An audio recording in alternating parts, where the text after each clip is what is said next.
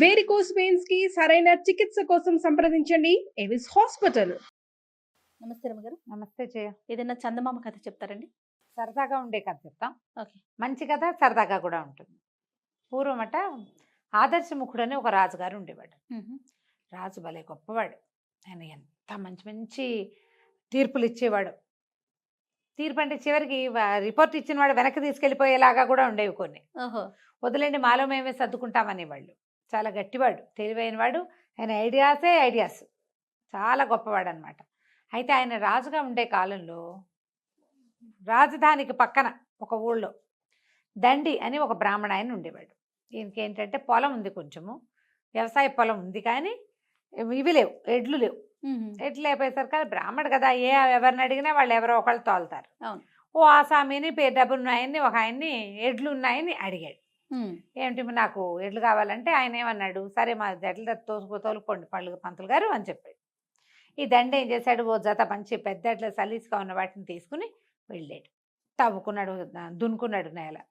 దున్నుకున్న తర్వాత ఎడ్లను తోలుకొచ్చేసరికి వాళ్ళ ఆసామి నడవాలో కూర్చుని కంచం పెట్టుకుని అన్నం తింటున్నాడు.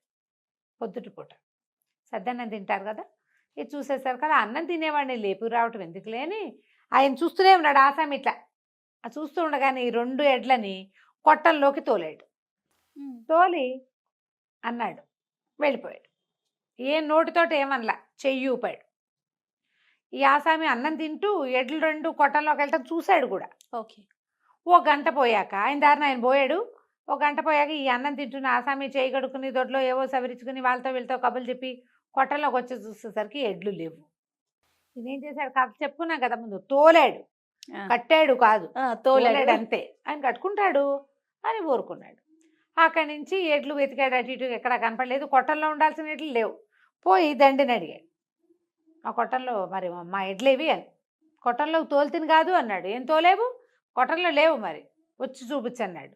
వెళ్తే ఏముంది, కొట్టం ఖాళీ, అందులో ఎడ్లు లేవు. నేను తోలేను, నువ్వు చూసావు అంటాడు. నువ్వు నాకు చెప్పలేదు, నువ్వు తోలలేదు అంటాడు ఈయన. నువ్వు నాకు చెబితే వేరు, నా ఎడ్లను నాకు అప్పచెప్పాలి, నేను నీకు అప్పచెప్తుంది కాదు, నువ్వు కూడా నాకు అప్పచెప్పాలి కదా. ఇక ఇప్పుడు నా ఎడ్లు నాకు ఇస్తావా చస్తావా అని కూర్చున్నాడు. ఎడ్లకి ఒక జత ఉంటే దున్నుకోవడానికి గతి లేనివాడు కొనుక్కుని వచ్చి ఎక్కడి నుంచి ఇస్తాడు. అక్కడి నుంచి ఆసామి గారు ఒప్పుకోలే. పదా రాజుగారి దగ్గరకు నీ సంగతి తెలుస్తానన్నాడు. ఇద్దరు బయలుదేరారు. ఇలాంటి కథ ఇదివరకు విన్నాం మనం. అవును.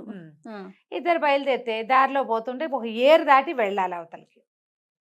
ఒక వడ్రంగా అయిన ఒక ఆయన మనకేవో చిన్న పనులు చేసుకోవటానికి చెక్కలు కొట్టుకు రావడానికి అడవికి పోతున్నాడు. ఆ పోతూ ఏం చేశాడు, ఆ ఏరు దాటాలి. ఏరు ఎక్కువగా ఉంది. గొడ్డలింట అని నోటితో ఖర్చు పట్టుకుంటారు కదా, కర్రలు అలా పట్టుకుని ఏరు దాటుతున్నాడు. దాటుతూ ఉంటే ఈయన ఏం చేశాడు, ఇదండి చప్పట్లు కొట్టి, ఏంటి నీరు ఎక్కువగా ఉందా అని అడిగాడు. అడిగేసరికి అలా అవును అని నోరు చెప్పబోయాడు. నోట్లో కాస్త టుపుక్కని జారి పడిపోయింది. ఓ ఇట్లా అనాలి. సమాధానం చెప్పబోయేసరికి అలా అంటున్నాడు. ఆలేదు ఊలేదు, వెళ్ళైపోయింది గొడ్డల నీళ్ళలో. ఏరు వడిగా ఉంది కదా, కొట్టుకుపోయింది. కొట్టుకుపోయేసరికి ఊరవురా బాపనాయన ఇంత పని చేసావు, నా గొడ్డలు నాకు తెచ్చి అన్నాడు. నేనేం చేశాను అయ్యా మధ్యలో అంటే, నువ్వు మాట్లాడిచ్చావు కాబట్టి నేను మాట్లాడా కాబట్టి అది కొట్టుకుపోయింది. ఇప్పుడు ఎవరి జవాబుదారీ, అంతే, తొలుత మాట్లాడిచ్చిన వాడు కాబట్టి నువ్వే నాకు ఇవ్వాలన్నాడు. అనేసరికి ఇప్పుడు ఏం చెయ్యాలి, ఆసామి అన్నాడు, మేము ఎలాగో రాజుగారి దగ్గరికి తీర్పు పోతున్నావు, నువ్వు కూడా రా అన్నాడు. ఆ ఏరు దాటితే బోళ్ళంత గడ్డి గాదం బోళ్ళని కనపడుతున్నాయి. ఒక చెట్టు కింద ఒక ఎంత మేకల మందు ఉంది. ఆ మందంతా చెట్టు కిందే మేస్తుంది ఒక చోటే. అయితే ఏమన్నాడు, బ్రాహ్మణానికి నోరు ఊరుకోదన్నమాట. నాకు మళ్ళీ పాపం ముందుకెళ్తూ, ఏరా అబ్బి ఎందుకురా నీ మేకలు ఇక్కడే మేస్తున్నాయి, అదంతా పైన బీడంతా బాగా పచ్చిక బీడు బాగుంది కదరా పైకి అంటే, ఏమోనండి ఏం చేసినా ఇక్కడే మేస్తాయి అయ్యగారు, ఎవరిని అడిగినా సమాధానం చెప్పట్లేదు, మీరు ఎక్కడికి వెళ్తున్నారు అన్నాడు. మేము ఆదర్శముఖ మహారాజును చూడడానికి వెళ్తున్నాం అంటే, రాజుగారిని కనుక్కొని చెప్పండి, ఎందుకు నా మేకలు ఇక్కడే మేస్తాయో నాకు తెలియదు, తోలినా సరే మళ్ళీ పరిగెత్తుకుంటూ ఇక్కడికే వచ్చేస్తాయి. అక్కడంతా గడ్డి ఉంది బాగా, ఇక్కడ కొంచెమే ఉంది, అయినా సరే ఇక్కడే వేళ్లాడుతూ ఉంటాయి, అవి వెళ్ళవు. సరే బాగానే ఉంది. అక్కడి నుంచి ఇంకా కొంచెం ముందుకెళ్ళారు. వెళ్తే ఒక పెద్ద పాముల పుట్ట దగ్గర కొంచెం యువతలుగా నిలబడి ఇట్లా చూస్తున్నాడు దాంట్లోకేసి. వాళ్ళిద్దరు పక్కన ఒక ఆసామి ఒక వడ్రంగి ఇద్దరు ఉన్నారా, వాళ్ళు నోరు మూసుకుని ఉంచున్నారు, నడుస్తున్నారు. ఈ భట్టి గారికి దండికి తోచదనమాట. ఏమిట్రా అబ్బాయి పొట్టలో చూస్తున్నావు అన్నాడు. అనేసరికల్లా ఈ పొట్టలో ఓ పాము ఉందండి, అప్పుడప్పుడు కాపాడుతుంది, కనపడుతూ ఉంటుంది. అయితే పొద్దున ఇందాక అది నేను ఇక్కడ చెట్టు కింద కూర్చుని పిల్లంగో ఊదుకుంటుంటే ఇందులో నుంచి వచ్చిందండి, పొట్టలోంచి జర జర జర జర పాకేసింది. ఒక గంట 2 గంటల తర్వాత వచ్చింది. అది ఇప్పుడు మళ్ళీ లోపలికి వెళ్ళబోయేటప్పుడు వెళ్ళటం లేదండి, అది వెళ్ళలేకపోయింది. వచ్చేటప్పుడు సులువుగా వచ్చేసింది, వెళ్ళేటప్పుడు ఎందుకు వెళ్ళలేకపోతుందో తెలియదు. చచ్చిపోయింది అది వెళ్ళటానికి, ఎంతసేపు పట్టిందో దానికి ఎందుకో తెలియట్లేదండి, ఎవరినైనా అడగాలన్నాడు. అని మీరు ఎక్కడికి వెళ్తున్నారంటే రాజు దగ్గరికి వెళ్తాం. అయితే రాజుగారిని అడగండి, పాము బయటకు వచ్చేటప్పుడు వేగంగా వచ్చి లోపలికి వెళ్ళేటప్పుడు తేలిగ్గా ఎందుకు వెళ్ళలేకపోతుంది, ఎందుకు టైట్గా వెళ్తుంది. మంచి ప్రశ్నే. ఈ 4 ప్రశ్నలు పుచ్చుకుని పోయారు. 2 తీర్పులు, 2 ప్రశ్నలు. తీరా వెళ్ళేసరికల్లా ఏమైంది, రాజుగారు సరే వీళ్ళందరినీ విచారించాడు. విచారిస్తే దండి ఏం చెప్పాడంటే, స్పష్టంగా ఎడ్లను నేను లోపల తోలానండి, నడవాలో కూర్చుని అన్నం తింటున్నాడు, అక్షరాలా చూశాడు. ఈయనేమంటాడు, నాకు చెప్పలేదండి అంటున్నాడు ఆసామి. అయితే ఈయన ఏమన్నాడు, ఆదర్శం ఒకటి తీర్పు చాలా బాగుంది, చూసి కూడా లేచి వచ్చి నీ ఎడ్లని కట్టుకోలేనందుకు నీ కళ్ళు పొడిపించేస్తా. రాముడు తను ఎడ్లు తీసుకెళ్ళినవాడు, ఇదిగో నీ ఎడ్లు అని నీకు అప్పచెప్పినందుకు ఆయనకి 4 పీకిచ్చేస్తా. చెప్పు ఈ తీర్పు నీకు ఓకేనా అన్నాడు. ఈ తీర్పు నీకు ఓకేనా, రిపోర్ట్ వెనక్కి తీసుకుంటావా అనగానే ఆసామి అన్నాడు, ఈ తీర్పు వదిలేండి బాబు, తను బ్రాహ్మణానికి 4 ఒకటి కత్తిరిచ్చేస్తానంటే పోనీ ఓకే అనుకుందాము, మళ్ళీ 2 కళ్ళు పొడి చేస్తే కళ్ళు పొడిపించేస్తాడు, 4 పీకిచ్చేస్తానన్నాడు.